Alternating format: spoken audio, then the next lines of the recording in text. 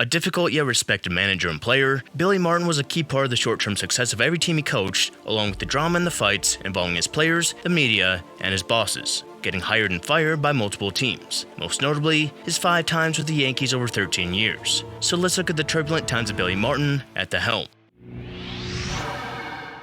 Totally sports-esque. Major League.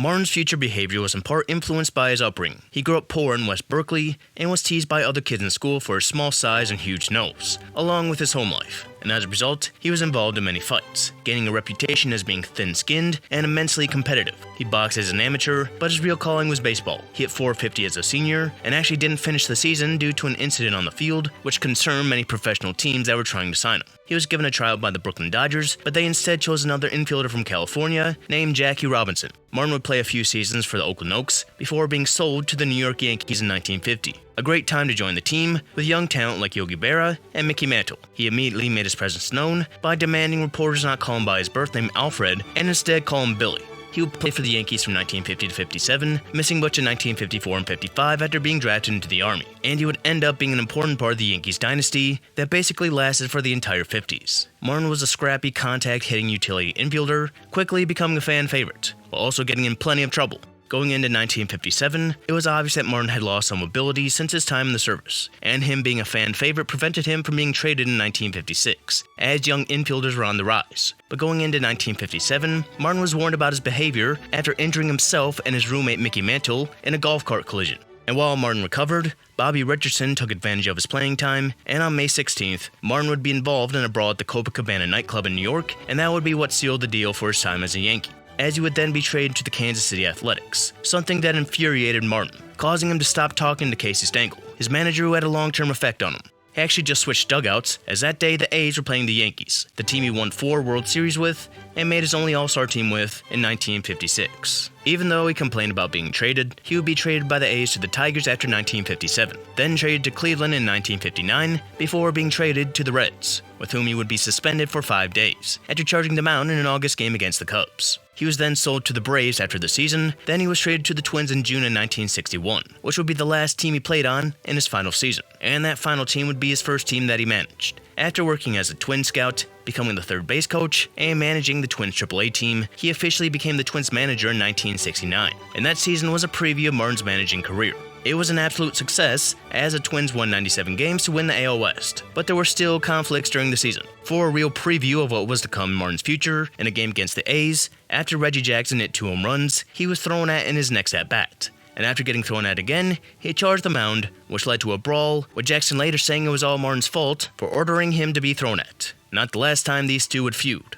And during the season, he would interrupt GM Calvin Griffith's snaps on the regular, he kicked former Vice President Hubert Humphrey out of the locker room, and when Dave Boswell and Bob Allison got into a fight at the bar, Martin would join in the fight, and repeatedly punch Boswell. Griffith said he was going to fire Martin, but the victories overruled it. And despite all the conflict, the Twins were in the first ever ALCS against the 109-win Orioles. They lost the first 2 games in extra innings, then in Game 3, Martin decided to pitch Bob Miller instead of Jim Katt, which would be a mistake as Miller was hit hard as the Twins lost the game and the series. When Griffith asked why he pitched Miller over Katt, Martin said, "Because I'm the manager, that's why." And that was the final straw, as Martin would be fired after that, citing the comments and previous complaints about his behavior, especially his drinking, as the reason for his firing. Martin clearly showed potential as a winning manager, willing to do anything, but also someone who would get in his own way. He took a year off in 1970, but returned in 1971 as manager for another team he was briefly on, in the Detroit Tigers. He announced that the Tigers were going to win the American League East, as he said the Orioles were over the hill. He was wrong, but the Tigers still won 91 games, a massive improvement, and one that led to Martin receiving a 2-year extension. And while they didn't in his first year, the Tigers won the AL East in his second year, and they would go up against Reggie Jackson and the A's in the ALCS. They lost the first 2 games, with Game 2 involving a brawl, which many believe started after Martin ordered Burt Campaneris to be hit. But the Tigers won the next 2, forcing a Game 5 that they would lose. And again, Martin would be criticized for starting Bill Freehan, who was dealing with a broken thumb. Regardless, Martin was given another extension, but it all nearly came to an end before it started, when Martin briefly quit during spring training in 1973. A few days after him and rookie Ike Blessett were arrested in Lakeland, Florida, Martin got into an argument with GM Jim Campbell over a fine that Martin levied on Willie Horton, someone who he clashed with since the beginning. But Martin returned the next day, and the 1973 season did not go well. The Tigers underperformed with high expectations, with Martin often criticizing the front office to the media. And on August 30th, he became frustrated when umpires were not calling out Gaylord Perry for throwing spitballs, so he had his pitchers do the same. And when he told the media what he did after the game, he was suspended by Joe Cronin, and 3 days later, he was fired by the Tigers.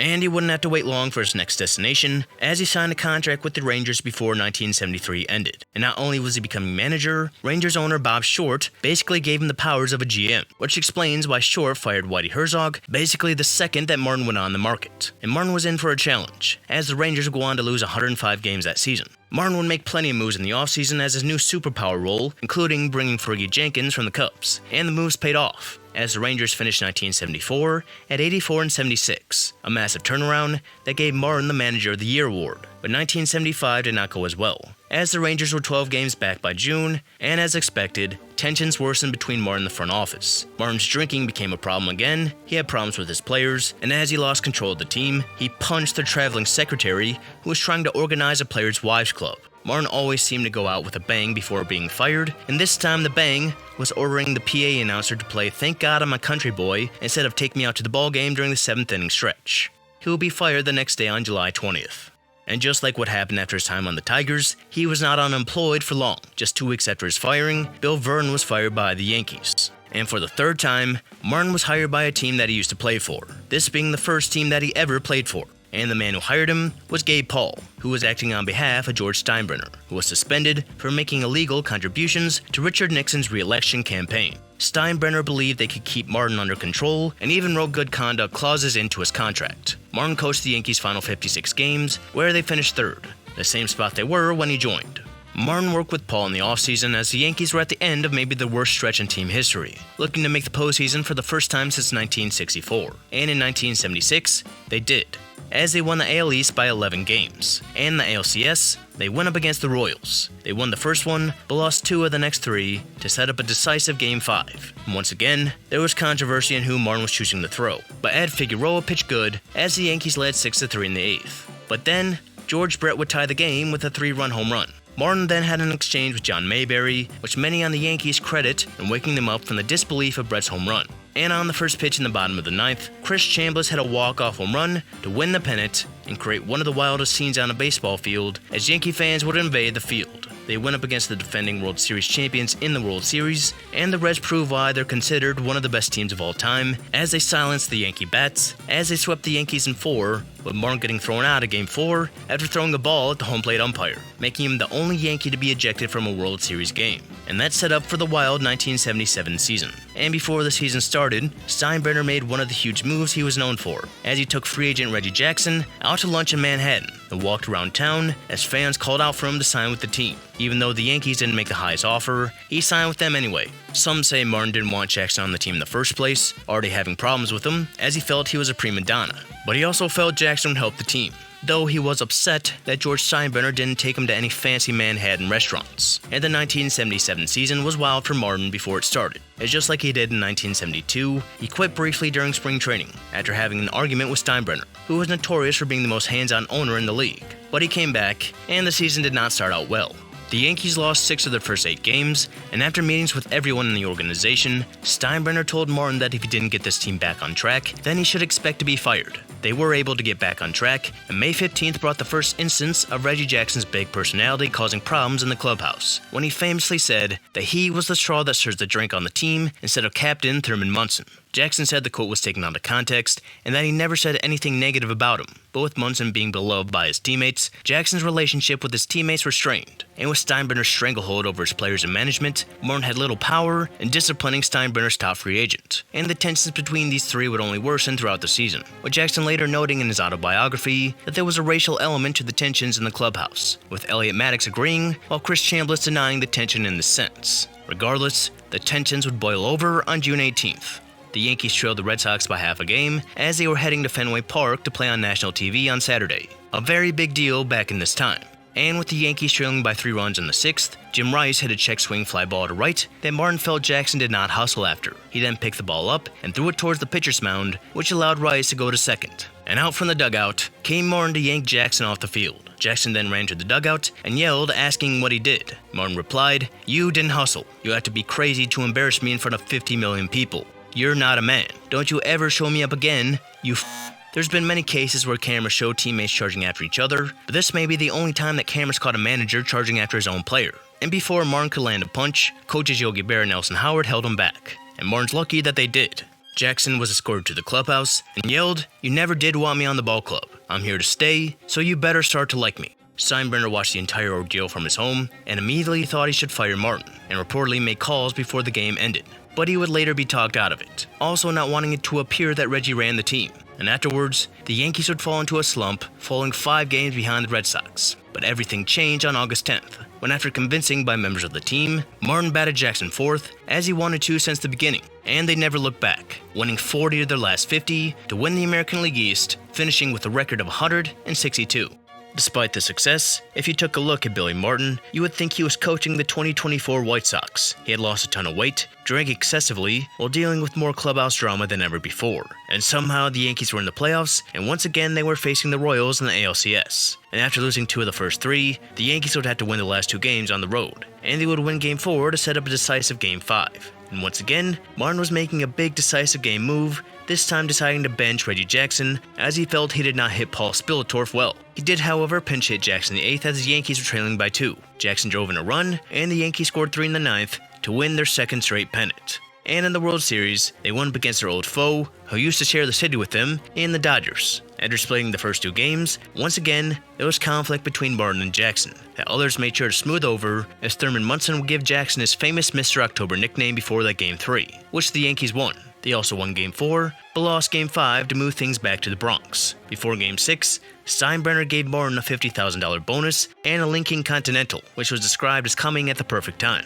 And in that Game 6, Jackson proved why he deserved the Mr. October nickname, when he would hit 3 home runs, becoming the 2nd ever to do so in a World Series game, as the Yankees would win 8-4 to win the World Series, as fans ran on the field again, causing celebrations to take place in the locker room, where Jackson and Martin were seen smiling with their arms around each other.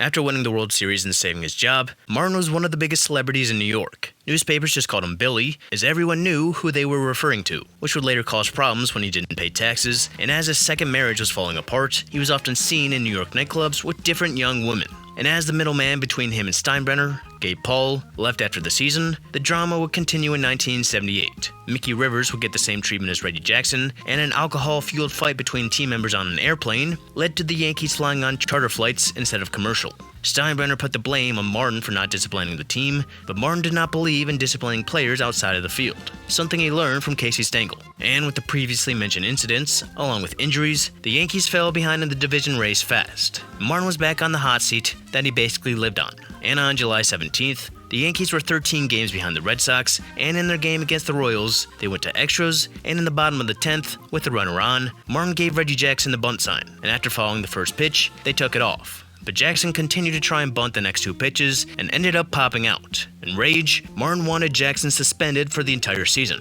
but agreed to just a 5-game suspension after discussion. And when Jackson came back from the suspension that he didn't understand, Martin heard the rumors that Steinbrenner was trying to trade Martin, meaning the White Sox planned to fire Bob Lemon, who would become the Yankees manager, while Martin would become the White Sox manager.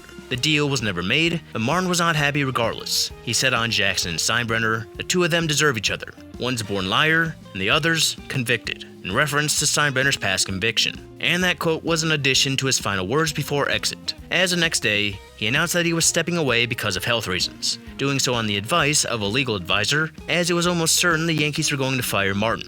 Bob Lemon would become the next Yankee manager, and fans were not happy about Martin's exit, with some even going so far to burn their season tickets outside of Yankee Stadium. But the exit was the turning point of the Yankee season, as they went on to erase their deficit with the Red Sox September collapse, then went on to win their 2nd straight World Series over the Dodgers. But months before that, Steinbrenner already had doubts of his force resigning, and 5 days after he announced that he was stepping away, on Old Timers Day, Bob Shepard announced that Martin would return as manager for 1980. But they didn't have to wait that long, as the Yankees got off to a slow start in 1979, in part due to injuries. And Lemon was fired in June, and immediately, Martin was back as the manager. But the Yankees wouldn't do much better, as the tragic death of Thurman Munson devastated the team, as they would end up finishing 4th. And for each stint Martin had, he always went out in a memorable way. and this one may have been the top, as during the offseason, a marshmallow salesman said that Martin did not deserve his Manager of the Year award. In response, Martin made fun of the fact that he was a marshmallow salesman, and riled him up to the point that the marshmallow salesman challenged him to a fight. Martin wagered $500 that he could beat him up,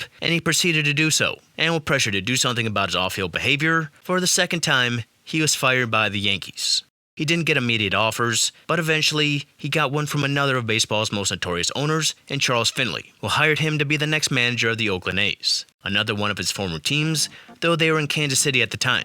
And he was again dealing with a struggling team, as the A's went 54-108 in '79, and had one of the lowest attendance in the league. But just like he had done before, he helped a struggling team turn around, as the A's were the surprise team in 1980. Finishing 83-79, just 2.5 out of first, a massive improvement from where they were a year ago, as attendance rose 175%. And because of this, Charles Finley was able to sell the team at a higher price to the owners of Levi Strauss, who knew a lot about jeans, but not a lot about baseball. And just like when he was the Rangers manager, he changed a struggling team and basically got the powers of a GM. In the 1981 season, would put the A's back in the spotlight they were in the early to mid-70s, as Martin implemented an aggressive style of play that became known as Billy Ball. Easier to implement when you had the likes of Ricky Henderson and Dwayne Murphy, both who credit Martin in their development. And through the start of May, they were a league best 20-3, with Martin appearing on the cover of Time, while the pitching staff appeared on the cover of Sports Illustrated, a rotation that pitched a lot because Martin did not trust his bullpen. And it seemed not even Martin getting suspended for a week after kicking dirt at an umpire could stop their momentum. But a strike could, as the 1981 season was split in halves as a result of the strike, and because the A's led the AL West in the first half, they made the playoffs with their 37-22 record, while the Royals won in the second half, as Ricky Henderson was robbed of the MVP by reliever Raleigh Fingers. And in the first ever ALDS, they went up against a team Martin was familiar with in the Royals. And after winning the first 2 games in Kansas City, they ended up sweeping the Royals in Oakland, and things set up perfectly for the ALCS as the A's went up against Martin's former team in the Yankees, something that meant a lot to him, as there were rumors that Steinbrenner regretted getting rid of Martin after that whole Marshmallow Man thing. But unfortunately, Martin could not get back at his old boss, as the Yankees swept the A's in 3 before winning the pennant and losing the World Series to the Dodgers. And when you make the playoffs and still have many of the top players, expectations are bound to be high. And in 1982, Martin and the A's could not meet them, as the most games over 500 they would be was 3, and by the All-Star break, they were 12 under 500, and at the end of the season, they finished 26 games under 500, in main part because of the decline of their starting rotation, who by some accounts threw between 120 to 140 pitches per complete game in 1981, with 59 of their 103 starts being complete games. So a tired young rotation could not hold up for another season, which was Martin's worst season as a manager, and Martin would be fired 3 weeks after the season ended. Not all blame on the team's performance, but also because of Martin's noted off-field behavior. And for the answer of what he did this time before the firing, it was trashing his own office after team officials would not pay a loan for his tax debt. And if you think your team's GM goes through too many managers or coaches, well, they have nothing on George Steinbrenner. As during the 1982 season, in which the Yankees had their first losing season under Steinbrenner, they went through 3 managers that were all fired, opening the door for Martin to become the Yankees manager for the 3rd time.